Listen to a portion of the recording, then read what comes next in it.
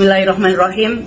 Saya kok agak sedikit takut ya mau bikin konten ini, tapi nggak apa-apa lah ya, karena ini memang sudah ramai dibahas di media sosial ya, informasi tentang kiprah Satgasus Merah Putih. Apa itu Satgasus Merah Putih? Satgasus Merah Putih adalah satgas khusus non-struktural di Polri yang sempat dipimpin oleh Ferdy Sambo.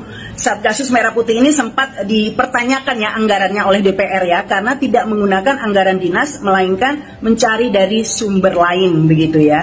Nah, inilah yang dipertanyakan karena masyarakat tidak tahu sumbernya dari mana. Bahkan katanya PPATK pun tidak tahu ya aliran sumber dana di Satgasus Merah Putih ini. Nah, adapun tugas dari Satgasus Merah Putih ini adalah menangani kasus-kasus besar yang menjadi atensi publik baik di Indonesia maupun luar negeri. Selain itu juga menangani kasus-kasus seperti narkotika, kemudian korupsi, pencucian uang hingga ITE.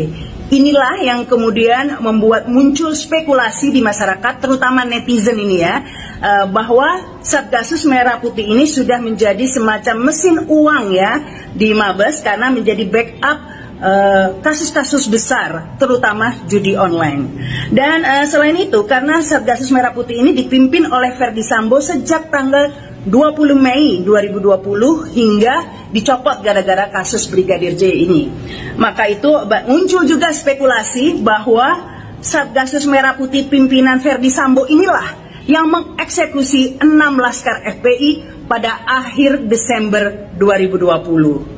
Maka muncullah ini trending topik hashtag ya, bubarkan Satgasus Merah Putih, hashtag squad penjagal KM50. Ya, rakyat tidak butuh Satgas Merah Putih jika memang ternyata hanya menjadi Satgas Merah Darah.